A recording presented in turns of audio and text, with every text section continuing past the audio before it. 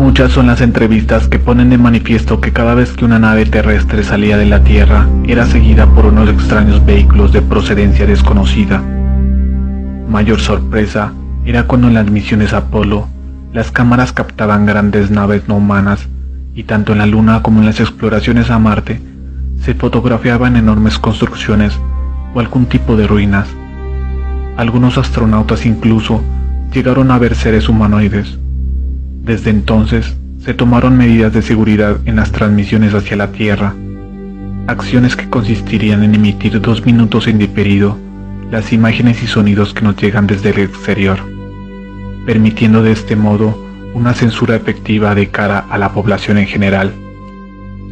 Comparativamente, deberíamos entender que los astronautas viajan en rudimentarios artilugios frente a unas naves extraterrestres técnicamente miles de años por delante, y podríamos buscar un símil que sería algo así como cruzar el océano Atlántico en una balsa, y de pronto ser rebasados y sacudidos por el gran oleaje de un enorme transatlántico, gobernado por civilizaciones que son capaces de viajar a velocidades hiperlumínicas, procedentes de infinidad de mundos habitados. Ello nos llevaría a la percepción de una fragilidad, la de los seres humanos, que se manifiesta cuando nos adentramos en las fronteras siderales, en un medio a primera vista hostil y desconocido para nosotros, cuando contemplamos la negrura del fondo cósmico y la quietud de las estrellas. Por medio de la crónica del periodista Henry Gris, publicada en la prestigiosa revista italiana Grazia, número 277 del 14 de octubre del 84, se nos da a conocer una noticia absolutamente decisiva para el esclarecimiento y reafirmación de la realidad operativa del siglo XX. Es decir, somos visitados, tutelados y ayudados en nuestro devenir cósmico, por seres superiores venidos de lejanas galaxias y de otras tantas esferas habitadas en el edificio macrocósmico que nos contiene y nos contempla. La crónica dice así: 2 astronautas permanecieron en contacto durante 4 días con una astronave procedente de otros mundos. Además, hubo intercambio de mensajes entre terrestres y alienígenas. Esta conferencia privada se le hizo a un personal de por lo menos 200 personas, comprometidas a respetar el secreto de Estado, incluidos científicos, astronautas y responsables de los programas espaciales, y de entre ellos un informante que le facilitó el material a este periodista, que hizo llegar esta noticia hasta Occidente. En la conferencia se afirma que hubo también filmaciones de los astronautas. Pero aquí está toda la historia. Los 2 astronautas Vladimir Kovalyonok y Viktor Savinik, que partieron el 12 de marzo de 1981, estaban completando una misión en el espacio de 75 días, que se debería concluir el día 26 de mayo. Pero algo extraño comenzó a suceder el día 14, alrededor de la Salyut 6. A saber, Kovalyonok improvisadamente notó en el cristal de la ventanilla, como si allí se reflejase desde el interior de la navecilla espacial un objeto esférico. Solo más tarde se dio cuenta de que aquella esfera que él creía ver reflejada, en realidad estaba en el exterior de la Salyut 6. Era otra navecilla que volaba por el mismo sitio. A la conferencia, celebrada en el secreto más total, en el tercer piso del Ministerio de Planificación en Moscú, a las 5 de la tarde del jueves 16 de junio de 1981, fue el mismo Kovalyonok para dar el mayor número de respuestas, porque inmediatamente después de una primera explicación sumaria de los hechos por parte del general Berejovoy y la proyección de la película mencionada, todos los presentes fueron invitados a hacer preguntas con el fin de quitar cualquier sombra de duda sobre este extraordinario acontecimiento. Y las preguntas no faltaron. Kovalyonok, delante de los 200 personajes, no reveló nunca ninguna emoción que pudiese hacer dudar de su veracidad de testigo ocular. Explicó enseguida que la nave espacial de los alienígenas era una esfera absolutamente privada de protuberancias.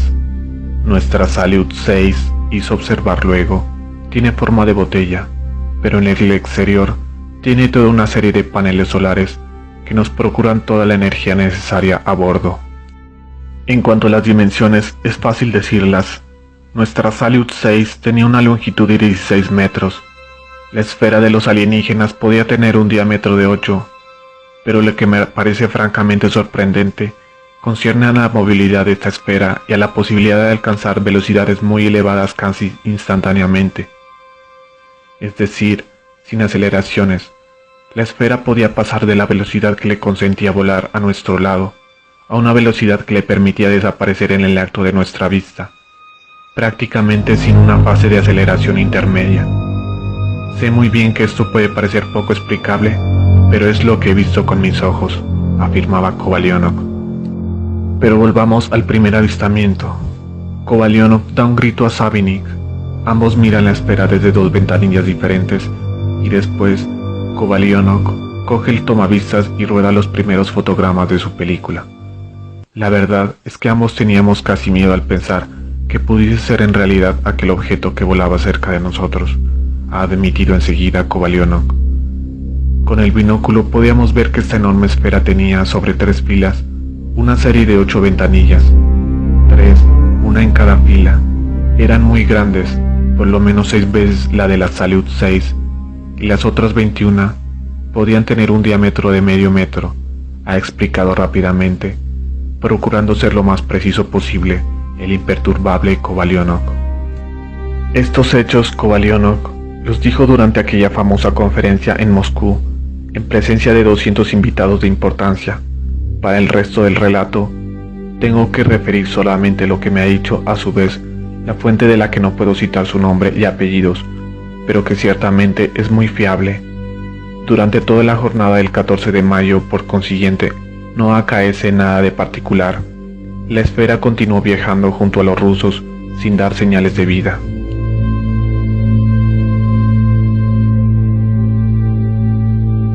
Y llegó la noche cósmica, que en el mismo momento es un poco más breve que la terrestre, y fue con sorpresa que los dos astronautas descubrieron por la mañana que la misteriosa esfera se había aproximado. Estaba a 100 metros. Los dos rusos, no hay duda, son personas que conocen su oficio, y habían advertido enseguida que para sus desplazamientos la misteriosa esfera no empleaba nada visible, es decir, sobre la argentea superficie exterior de la presunta nave espacial, un UFO, para entendernos, no había aberturas, toberas, escapes o salidas de reactores de la más mínima clase. Aparte de las ventanillas, era solo una enorme bola. Pero a través de las ventanillas se podía ver el interior. Dentro había seres vivientes. La forma de estos alienígenas era más o menos la humana. Tenían la cabeza cubierta en parte por cascos, pero ligeros, no de metal. Se diría que fueran capuchas, gorros, pero con víscera transparente. Y la víscera dejaba ver muy bien lo que había debajo. Frondosas y largas cejas y narices en ángulo recto de tipo griego, pero lo que más sorprendió a los dos astronautas rusos fue el tamaño de los ojos de estos alienígenas, ojos el doble de grandes en relación con los humanos, pero fijos en el vacío. A través de las ventanillas se veía muy bien que los alienígenas miraban a los dos rusos, pero sin revelar la menor emoción. Tenían la expresión de los personajes pintados en ciertos cuadros hindúes, con el ojo vítreo y el gesto casi mecánico. ¿Serían robots?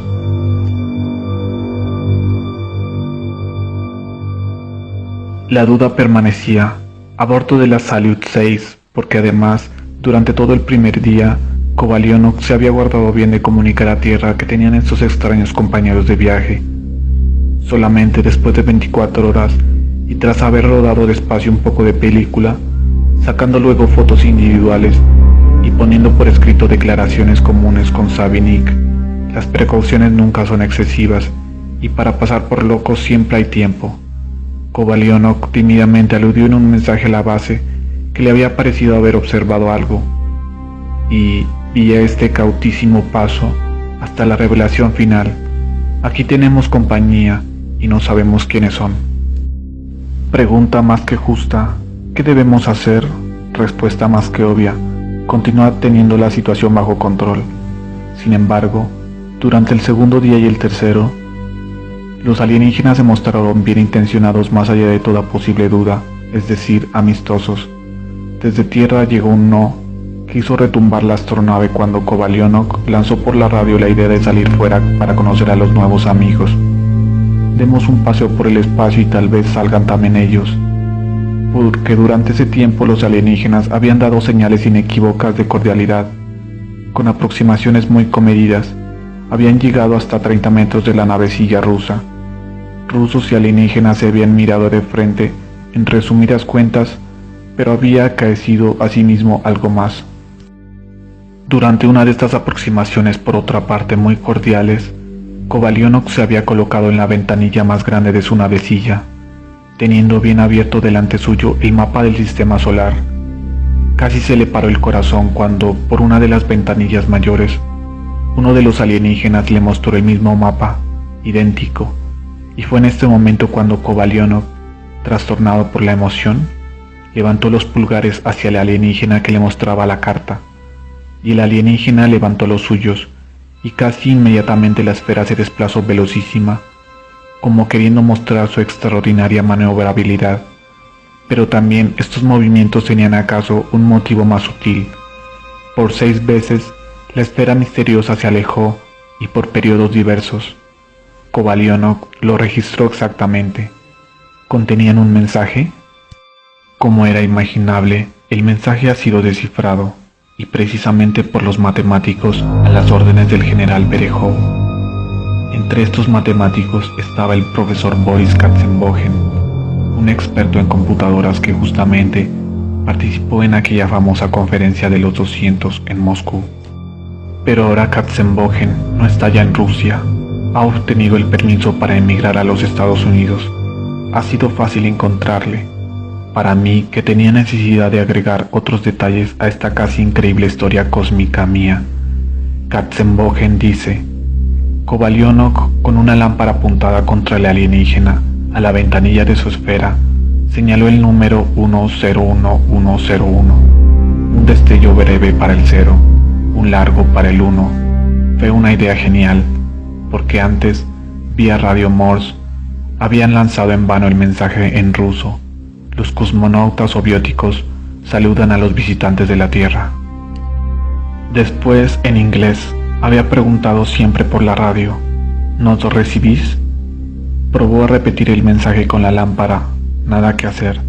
Fue entonces cuando lanzó al cosmos su 101101 y de la esfera de los alienígenas llegó la respuesta, y fue ingeniosísima. En efecto, con los destellos sucesivos no llegó la repetición de la cifra de Kovalyonok, sino un logaritmo suyo. De la esfera decían: en matemáticas hablamos el mismo lenguaje. Inmediatamente después, los alienígenas salieron de su esférica navecilla y comenzaron a moverse en el espacio. Eran altos, todos ellos, de casi 2 metros, y era extraordinario verlos mover en el espacio porque evidentemente los instrumentos de propulsión que usaban habían sido miniaturizados al máximo y no se adivinaban bajo los trajes espaciales, que eran los mismos llevados a bordo. No se aproximaron a la navecilla rusa, sino que se movieron de manera que pudieran ser filmados. La esfera de los alienígenas dejó a los rusos de la Salyut 6 en la jornada del 17 de mayo de 1981. No olvidaré jamás las escenas finales de la película de Kovalyonok, ha dicho el matemático ruso Alexander Kazantsev, encontrado por mí casualmente en Moscú, y que antes me ha revelado haber sabido de nuevo encuentro allá arriba en el espacio, entre rusos y alienígenas. Ha querido añadir: se ha visto muy bien. Al cuarto día, los alienígenas parecían deseosos de hacernos llegar un mensaje como queriendo decir: nos vamos a ir. Primeramente iban y venían, con desplazamientos breves pero decididos. Después, finalmente, acaeció lo que todos temíamos. La esfera aún estaba allí, pero un instante después estaba ya más lejana, y luego, cada vez más lejana en el infinito.